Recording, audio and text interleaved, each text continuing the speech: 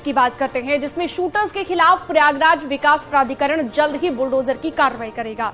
5 लाख के इनामी शूटर गुड्डू मुस्लिम और मोहम्मद गुलाम समेत कई लोगों के खिलाफ पीडीए ने अवैध संपत्ति को ध्वस्त करने के लिए नोटिस जारी किया है।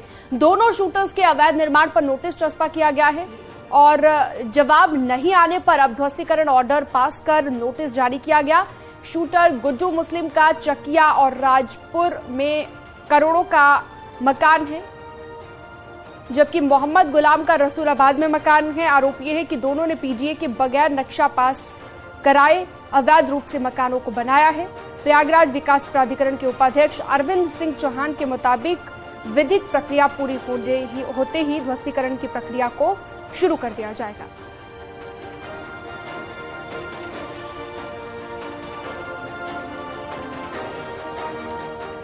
तो आरोपियों पर जल्द ही बुलडोजर एक्शन हो सकता है। पीडीए उस संपत्ति पर बुलडोजर चलाएगा जो अवैध रूप से बनाई गई है। कानूनी प्रक्रिया जैसी खत्म होती है उसके बाद एक्शन लिया जाएगा।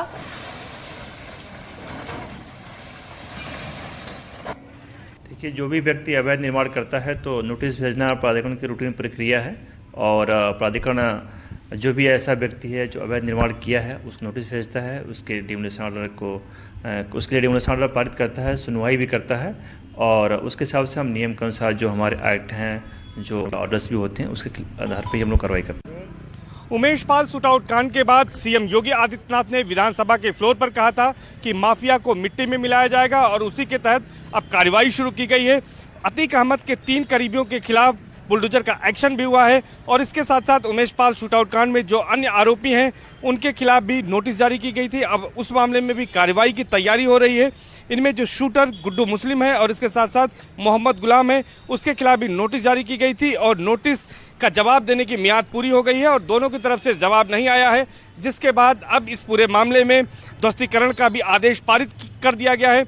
अब सूत्र बता रहे हैं कि जल्द ही इस मामले में कार्रवाई की जाएगी और पीडीए के अधिकारियों का भी यही कहना है कि विधिक प्रक्रिया पूरी होते ही जल्द ही बुलडोजर की कार्रवाई हो सकती है। हालांकि रमजान आने वाले हैं जिसकी वजह से अभी कार्रवाई में थोड़ा डिले माना जा रहा है, लेकिन इसकी तैयारी पूरी कर दी गई है और जो ये पीडीए के बुलडोजर यहां पर दिखाई दे रहे हैं, जल्द ही ये पीडीए के बुलडोजर उमेश पाल शूटआउट कांड के जो आरोपी हैं उनके घरों पर एक बार फिर से गरजने शुरू होंगे, जिसको लेकर एक बड़ी सूची तैयार की गई है जिसमें गुड्डू मुस्लिम और मोहम्मद गुलाम के भी नाम शामिल हैं। इसके साथ साथ एक अन्य नाम भी है जो कि अतीक अहमद के तीसरे बेटे असद, जो कि उमेश पाल शूटआउट कांड में आरोपी है, उसका दोस्त है मोहम्मद आवेज, उसके खिलाफ भी कार्रवाई के लिए नोटिस दी गई थी। तो इन तमाम लोगों समेत करीब 2 दर्जन लोगों के मकानों को ध्वस्त करने के लिए आदेश पारित किया गया है और जल्द ही अब प्रयागराज विकास प्राधिकरण का बुलडोजर कार्रवाई करेगा और एक्शन में आने के बाद इन तमाम अवैध निर्माणों को दहाया जाएगा और ध्वस्त किया जाएगा। कैमरा पर्सन संजीव मिश्रा के साथ Sarvesh Dubey, news 18 Prayagraj. Umesh Pal shootout case में प्रयागराज की पुलिस लगातार आरोपियों को पकड़ने के लिए कोशिशें कर रही है, तमाम जगहों पर दबिश दी जा रही है और इसी बीच में शाइस्ता परवीन के करीबियों पर भी शिकंजा कसा जा रहा है। अभी तक कई लोगों को पुलिस हिरासत में लेकर पूछताछ कर चुकी है। जानकारी के मुताबिक 3 लोगों को पुलिस ने हिरासत में लिया है और उनसे लगातार पूछताछ की जा रही है। क्राइम ब्रांच की टीम भी पूरे मामले पर लगातार अपनी नजर बनाए हुए है। कॉल डिटेल के आधार पर क्राइम ब्रांच सबसे पूछताछ कर शाइस्ता की लोकेशन पता करने की कोशिश कर रही है।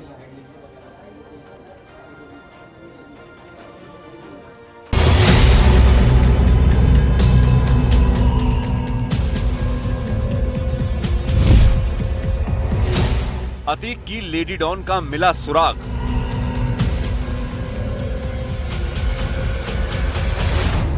लेडी डॉन के गुर्गों तक पहुंची पुलिस। उमेश पाल शूटआउट की मुख्य साजिशकर्ता और अतीक अहमद गैंग की लेडी डॉन शाइस्ता परवीन को बहुत जल्द पुलिस गिरफ्तार कर सकती है। शाइस्ता परवीन के प्रयागराज में ही छिपे होने की आशंका जताई जा रही है। शाइस्ता के 3 करीबी पुलिस की हिरासत में ले लिए गए हैं। क्राइम ब्रांच सीडीआर के आधार पर तीनों से पूछताछ कर रही है, जिसमें डॉन अतीक की पत्नी शाइस्ता परवीन के लोकेशन का पता करने की कोशिश की जा रही है। सूत्रों के मुताबिक शाइस्ता परवीन के प्रयागराज में ही छिपे होने की आशंका है। क्राइम ब्रांच ने सीडीआर के आधार पर शाइस्ता परवीन के 3 करीबियों को हिरासत में ले लिया, जिनसे शाइस्ता की लोकेशन को लेकर पूछताछ की जा रही है। आरोप है कि तीनों उमेश पाल शूटआउट कांड के बाद से ही शाइस्ता परवीन के संपर्क में थे। वहीं उमेश पाल हत्याकांड में एसटीएफ भी एक्शन में है। एसटीएफ की टीम कौशाम्बी के महमदपुर गांव पहुंची जहां शूटआउट कांड के नामजद 5 लाख के इनामी शूटर साबिर की बहन से पूछताछ की गई। कुछ दिन पहले कौशाम्बी से ही शूटर साबिर के भाई जाकिर का शव खेत में मिला था। पुलिस एक्शन से खौफ में ए कंपनी।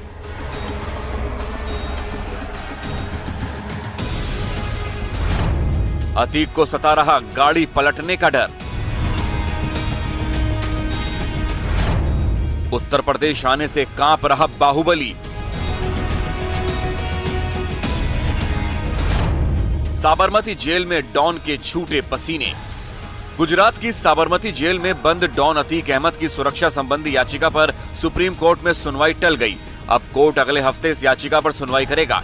कोर्ट में सुनवाई के दौरान अतीक के वकील ने जान को खतरा बताया और गुजरात की जेल से यूपी ट्रांसफर न करने की गुहार लगाई।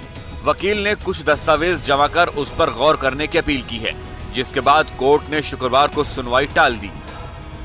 वहीं प्रयागराज की स्पेशल एमपी एमएलए कोर्ट ने बरेली जेल में बंद अतीक के छोटे भाई और पूर्व विधायक खालिद अजीम उर्फ अशरफ की सुरक्षा संबंधी अर्जी पर सुनवाई टाल दी। दरअसल कोर्ट में सुनवाई के दौरान बरेली जेल के अधीक्षक ने अपनी रिपोर्ट नहीं दाखिल की, जिसकी वजह से सुनवाई टली। अब 23 मार्च को इस मामले में सुनवाई होगी। पुलिस एनकाउंटर के डर से अशरफ ने कोर्ट में याचिका दाखिल की थी। अशरफ ने इस अर्जी के जरिए जेल से बाहर ले जाते वक्त वीडियोग्राफी और पुख्ता सुरक्षा मुहैया कराने की मांग की थी। उमेश पाल शूटआउट कांड में पुलिस और प्रशासन का एक्शन जारी है। प्रयागराज की नैनी सेंट्रल जेल में पुलिस और प्रशासन के अधिकारियों ने अचानक छापेमारी की। जेल में छापेमारी से हड़कंप मच गया। ये छापेमारी एडीएम सिटी और डीसीपी के नेतृत्व में की गई। इस दौरान उमेश पाल हत्याकांड का आरोपी और बाहुबली अतीक अहमद का बेटा अली अहमद के बैरक की भी सघन तलाशी ली गई। करीब 1 घंटे की छापेमारी के दौरान अधिकारियों ने जेल की व्यवस्थाओं का निरीक्षण किया। इस दौरान नैनी जेल के सीनियर सुपरिटेंडेंट और जेलर भी मौजूद रहे।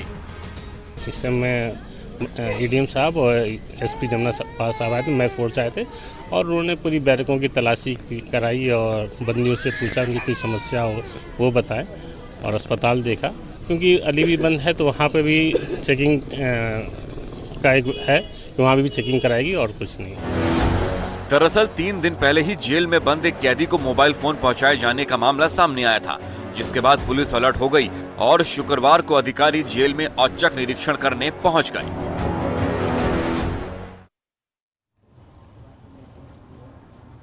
और एक बड़ी खबर कौशाम्बी से उमेश पाल हत्याकांड से जुड़ी बड़ी खबर आई है। हिरासत में समाजवादी पार्टी नेता का करीबी लिया गया है। एसटीएफ की हिरासत में लिया गया है शेखर जायसवाल। शूटर्स को पनाह देने का उस पर आरोप है। अतीक का गुर्गा है शेखर जायसवाल। समाजवादी पार्टी का नेता है मौलाना बख्श। करारी इलाके का रहने वाला है समाजवादी पार्टी का नेता। सूत्रों के हवाले से बड़ी जानकारी सामने आ रही है। उमेश पाल हत्याकांड में कार्रवाई का सिलसिला आगे बढ़ रहा है और इसी कड़ी में समाजवादी पार्टी का नेता का करीबी हिरासत में लिया गया है। उसका नाम शेखर जायसवाल है। एसटीएफ ने उसको हिरासत में लिया है। उस पर आरोप यह है कि शूटर्स को उसने पनाह दी थी।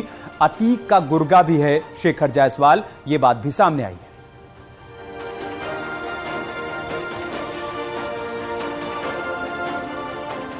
तो वहीं हरदोई में चक्की खाने में कुछ लोगों ने आग लगा दी। आग लगाने का विरोध करने पर मां बेटे को लाठी डंडों से बुरी तरह से पीटा गया। मां बेटे दोनों घायल हो गए हैं। दोनों को सीएचसी में भर्ती करवाया गया है और आग लगने का ये वीडियो अब सोशल मीडिया पर भी वायरल हो रहा है।